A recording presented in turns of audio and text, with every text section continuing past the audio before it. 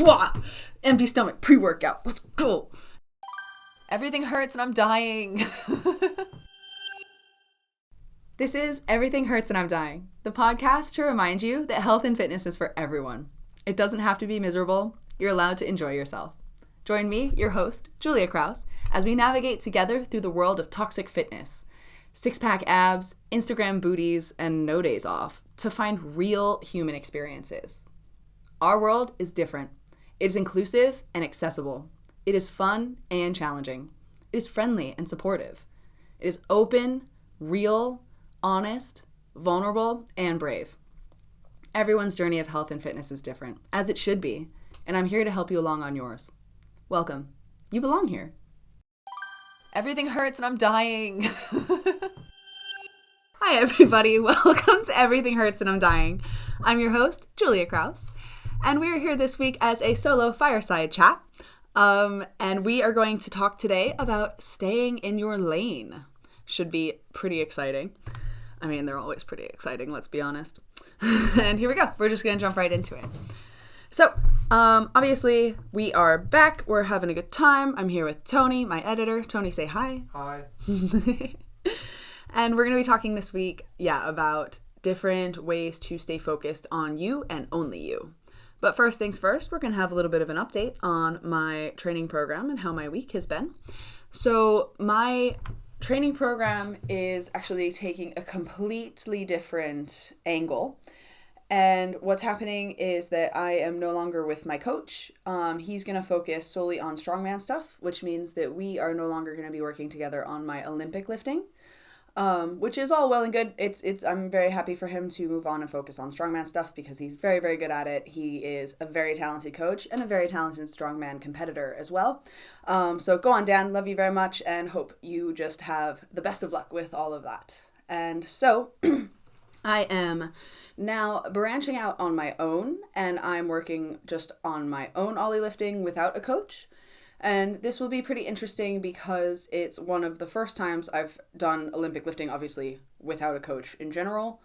And I am really interested to see how it's going to go because I'll be doing my own programming, I'll be doing my own coaching. It should be, I know, it's going to be really interesting. One of the reasons why I had a coach in the first place was because I put all of my brain space and effort and thought processes into my clients and making sure that their programming is really good and make sure that they have everything that they need. And because of that, I don't have a terrible amount of brain space left over for myself.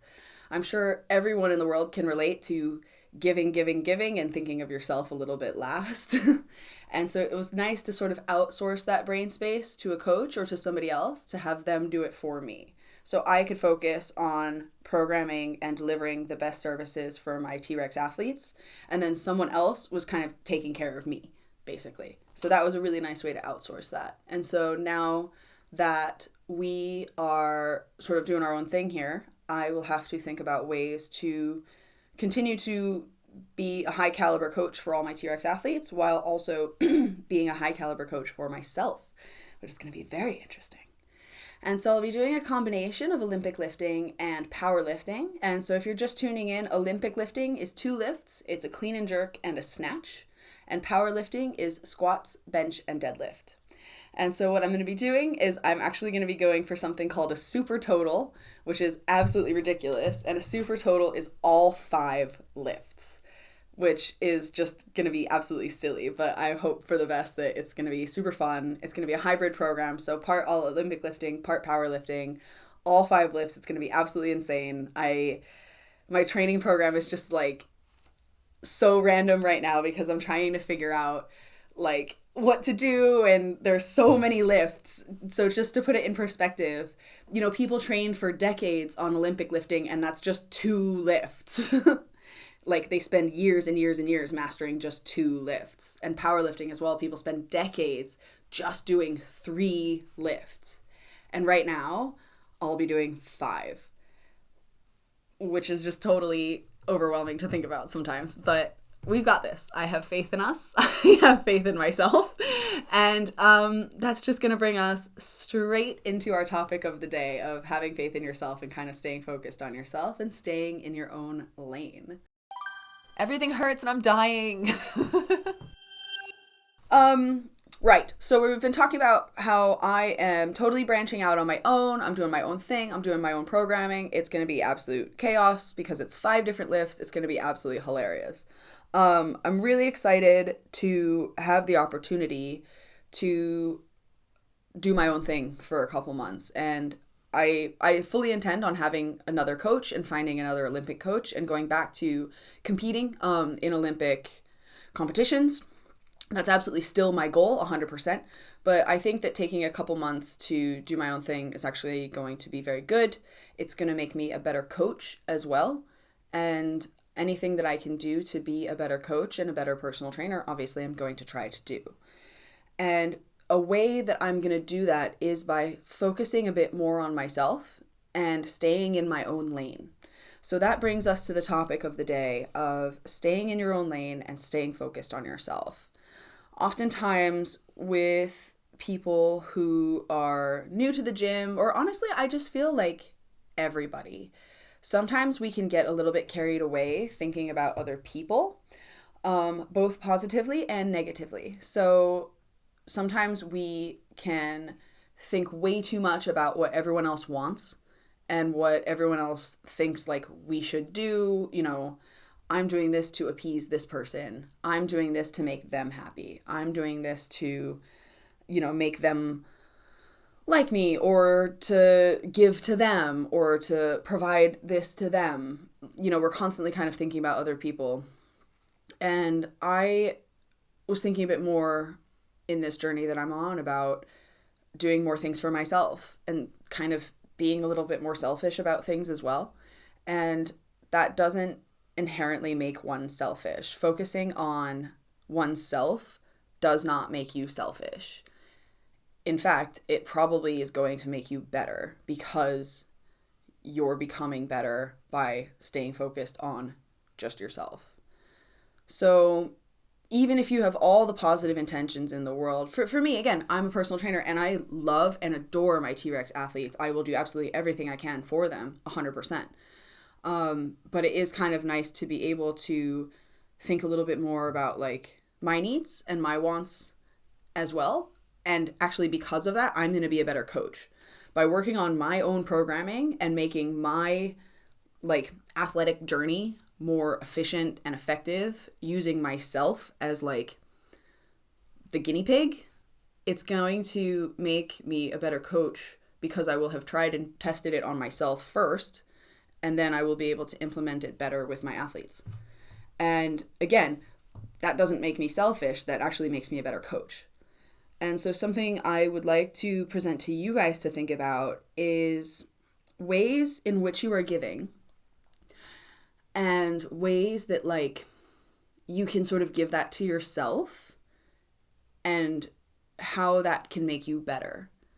So if you find yourself constantly giving something to someone, and it could be professionally, like me, like, I'm a PT, this is my job, and I love it, from a professional perspective, or it could be from a personal perspective. If you find yourself giving a lot to somebody else, think of ways that you could potentially give a little bit of that to yourself and how that's going to make you a better person. Because it might. It might not, it could be a slightly negative thing as well. If you're from a negative perspective, if you're constantly giving so much that you're depleted, like think about how to fill yourself back up again. One of my favorite things is the cup theory, is like you can't pour from an empty cup. So you have your cup and then you're pouring constantly into other people's cups.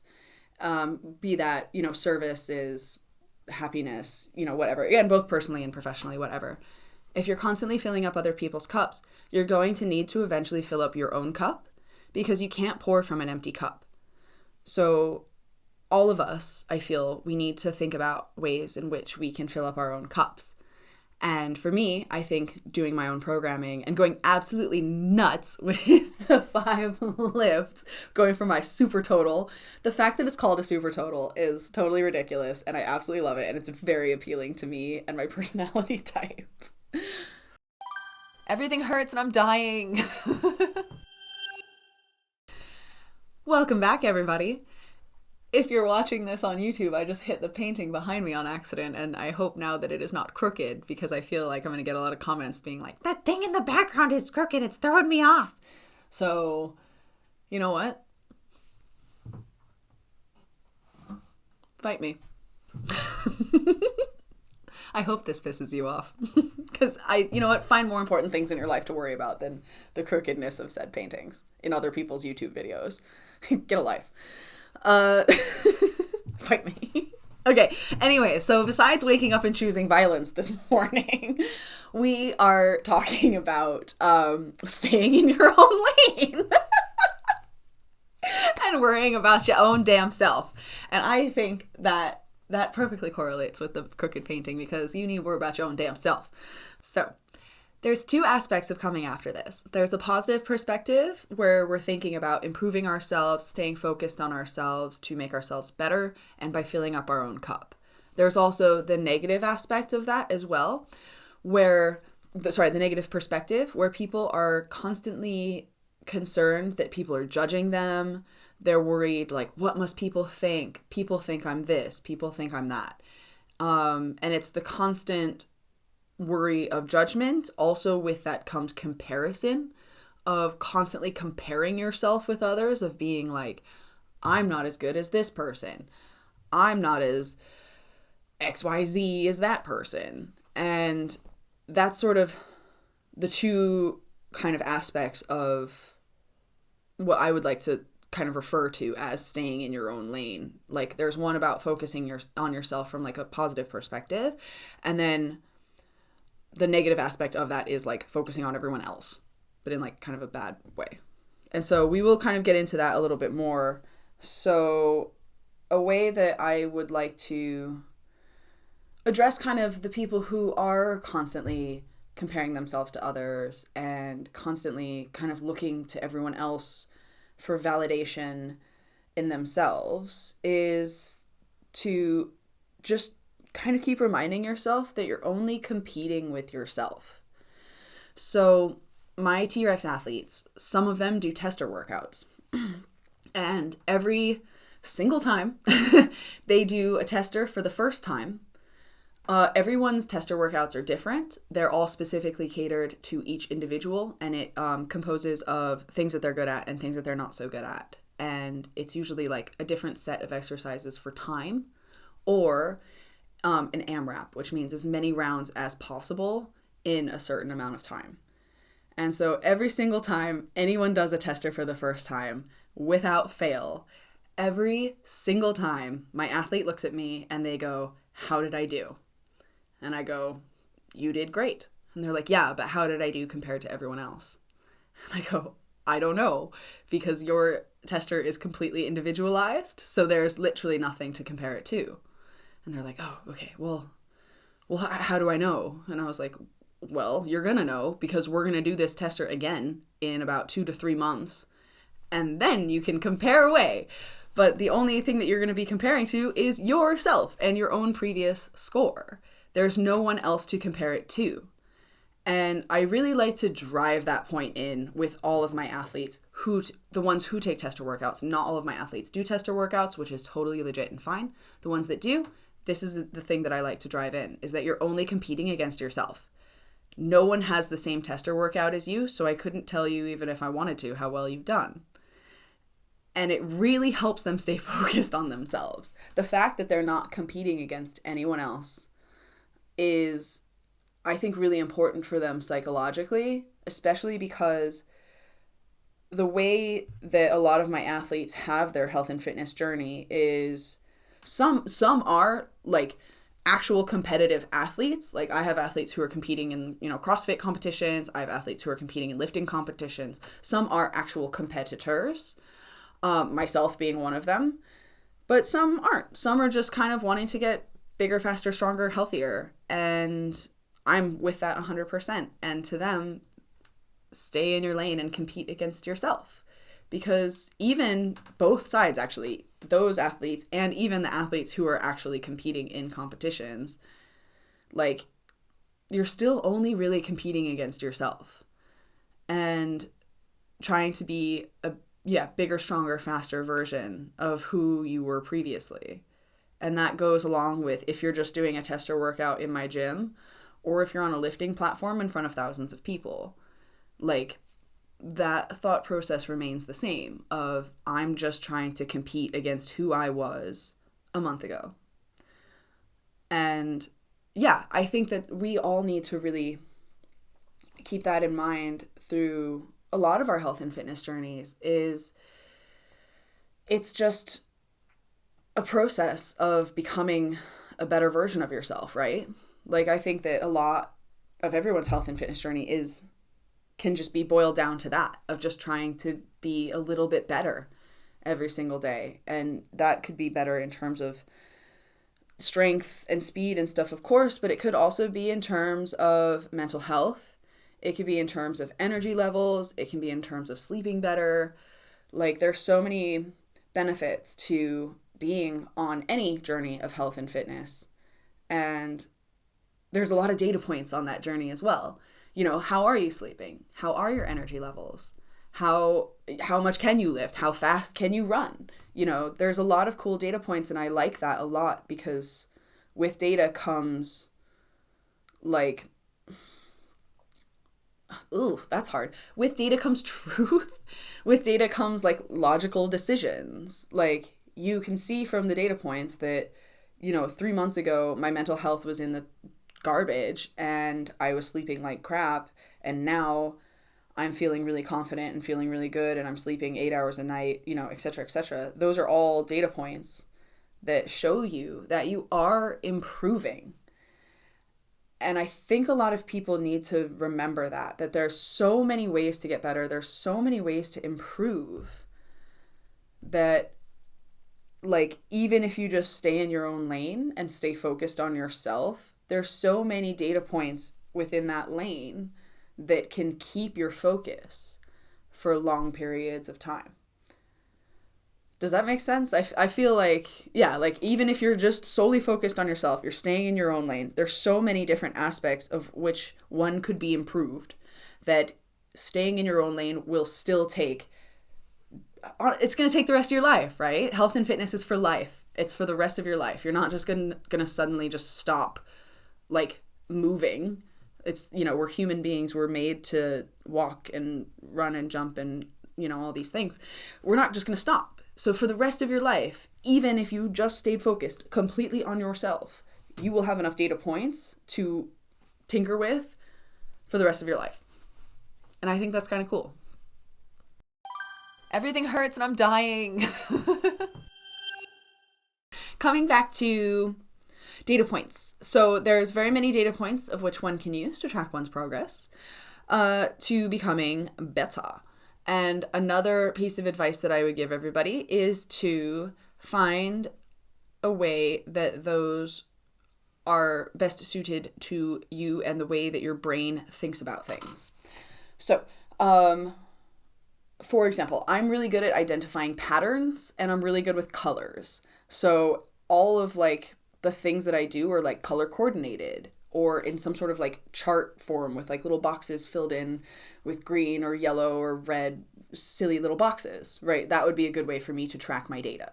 If you're a numbers person, use numbers. If you are more of a qualitative person in terms of, like, thoughts, feelings, and emotions, use qualitative data.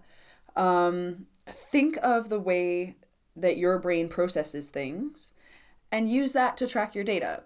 I think that would be a really good way for you to be able to see how things are progressing over time in a way that is special and meaningful to you, right? So for me, I'm not very good with numbers. So if I just have, like, a ton of numbers on a sheet, that's not really going to mean as much to me than if I have, like, some colors or something and, like, a fun little color chart or something like that, because that helps make things very clear to the way that my brain sees things.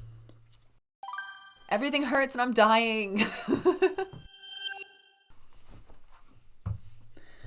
So we're going to take a quick sideline here and do our beefcake. So my beefcake this week is people who don't eat enough food or drink enough water. And that's my beefcake. Is people who try to go to the gym and they are exhausted and tired, and it's because they've had nothing to eat all day besides like a cup of coffee or a scoop of pre-workout. And Jesus, a pre-workout on an empty stomach is probably the worst thing I could possibly think of. Like, you were probably like fucked up off pre-workout. Like, how does that not hit you like cocaine? Like, just flop, empty stomach, pre-workout, let's go. No wonder they're all amped and like fucked up in the gym.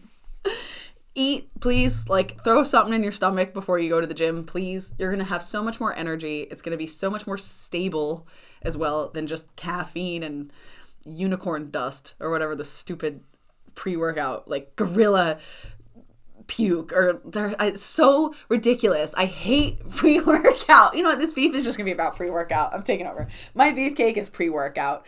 Like, if you are so exhausted that you need 3 scoops of unicorn horn rhino skin to like get yourself through a workout, maybe you need to take a nap or like a rest day, or just like chill the fuck out a little bit, because dear God, you do not need that much caffeine to lift a weight. Like, have a cup of coffee, get it together. Please calm down with the pre-workout. You don't need it. Everything's going to be okay. Maybe take care of your body and actually get to the source of the problem, other than just covering it up with like Rambo's Tears or whatever stupid pre-workout brand you're a fan of. Gorilla Fist. Like, just whatever toxic masculine thing can be included in here, that's the name. It's just the name of the pre-workout is just toxic masculinity. That's the name of the pre-workout. Gorilla Fist. Rhino Fight. Eagle Violence. Can it just be the rest of the podcast just me squirting out names of pre-workouts? Okay, there's my beefcake. Fuck it, there's my beefcake. Pre-workout, relax, have a cup of coffee, everything's gonna be okay. Calm down, it's gonna be all right. Everything hurts and I'm dying. Hello, everybody, welcome back. I'm sorry, not sorry for my beefcake rant about pre-workout. Deal with it. So, hopping back into things with staying in your own lane. Bringing this all together a little bit. Staying in your own lane, stay focused on yourself. You're only competing with yourself. At the end of the day, I don't care if it's a international lifting competition with thousands of people watching you in the stands, or a tester workout in my gym with me. At the end of the day, you are only competing against yourself. You are only trying to make yourself better, bigger, faster, stronger, more mentally stable, more emotionally stable, all of these things. Like, at the end of the day, you are doing that. So don't get so carried away with what everybody else is doing. It doesn't really matter. I can't tell you how many times people are like, oh, but this person's doing this and that person's doing that. So what? So what? What are you doing? What are you doing? Because at the end of the day, that's more important than whatever it is they're doing. They actually might not be thinking about you at all. And that's another fun fact that I think people might need to remember, is that people don't think about you as much as you are afraid that they do. You might be overthinking it a little bit. They don't look at you as much as you're looking at them. And that's because they too are trying to stay in their own lane. And I think that if everybody just tried to stay in their own lane, everyone would be more successful, happier, and more content from it. We've said it before, and it's worth saying again. Comparison is the thief of joy. If you're constantly comparing yourself to others, you're never going to be happy. You need to find that within yourself. And the way that you can find that within yourself is by using data to track the points of which you are improving. So think about things that matter to you, how fast you can run a mile, how much you can lift, how well you're sleeping, how your mental health is, how your relationships are with your friends and family. Use those as data points. Track those data points in a way that is suitable for you and your brain. Again, if you thrive off colors, make it color coordinated. If you're a numbers person, use some maths. Like, use a way that is understandable to you, put it in your own language. So we have our data points, we have a way to track them, and then the rest is just get to work, isn't it? Just do the work. There's no way to get around it. Like, show up, do the best you can. That doesn't mean no days off. That doesn't mean push. That doesn't mean give 110% of the time. That's not what that means. That means be consistent, try hard, do your best. That will vary day to day.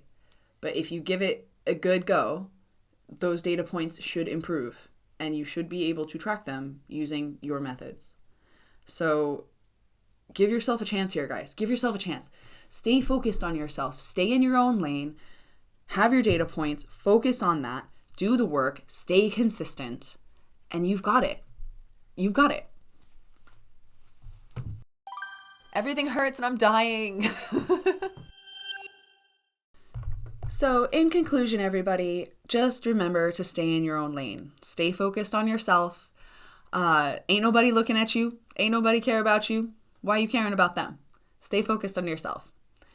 I really appreciate you guys being here every week. Thanks for listening. Hopefully we will see you again next week, and we'll be having some more guests on soon as well. So stay tuned for more guests because it's going to be quite the lineup coming up this fall. All right. Love you guys. Have a great week. Be safe. Everything hurts and I'm dying. Thank you guys so much for listening and watching Everything Hurts and I'm Dying. I'm your host, Julia Kraus. And if you want to get a hold of us, you can send us an email at questions@ehaid.com. That's questions@ehaid.com. You can also check out our website at everythinghurtsandimdying.co.uk or ehaid.com. If you want to get a hold of me, you can check out my Instagram at TRexTraining20. That's at TRexTraining20. Thanks so much for listening, guys. Have a great rest of your week.